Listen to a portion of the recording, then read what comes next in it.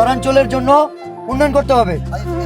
একজন ভাইরাল মানুষ যিনি একসময় আলোচনার কেন্দ্রবিন্দুতে ছিলেন, আজ তিনি সবচেয়ে বড় স্বপ্ন দেখছেন একটি স্থায়ী ঘরের। কুড়িগ্রামের সেই আলোচিত কন্টেন্ট ক্রিয়েটর তাজু ভাইয়ের জীবনে এবার নতুন অধ্যায় শুরু হয়েছে, আর সেই অধ্যায়ের নায়ক হয়ে উঠেছেন থট অফ বিল্লাল। সরকারি রেটে জিলাপি বিক্রি হচ্ছে, এই একটি ভিডিওই বদলে দেয় তাজু ভাইয়ের জীবন। মাত্র কয়েকদিনের মধ্যেই তার সাধারণ জীবন হয়ে যায় ভাইরাল গল্প।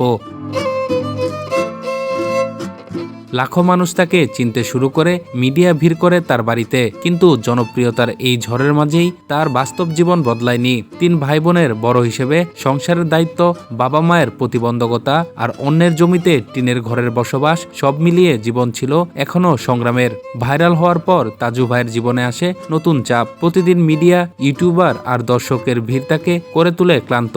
নিজের ব্যক্তিগত সময়, কাজ, বিশ্রাম সবকিছুই যেন হারিয়ে যায়। কিন্তু সবচেয়ে বড় সমস্যা ছিল তার থাকার কোনো স্থায়ী ঘর ছিল না।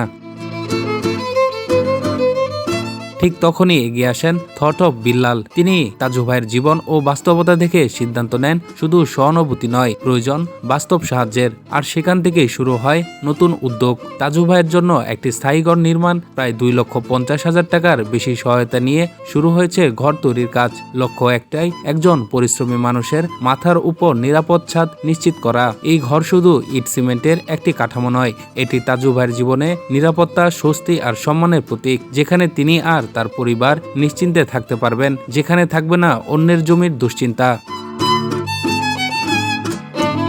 একদিকে ভাইরাল হওয়ার উচ্ছ্বাস, অন্যদিকে বাস্তব জীবনের সংগ্রাম। এই দুয়ের মাঝে দাঁড়িয়ে আছেন তাজু ভাই। আর সেই কঠিন সময়ে বিল্লাল হোসেনের এই উদ্যোগ প্রমাণ করে ভাইরাল গল্প শেষ হয় না যদি পাশে থাকে মানবিক মানুষ।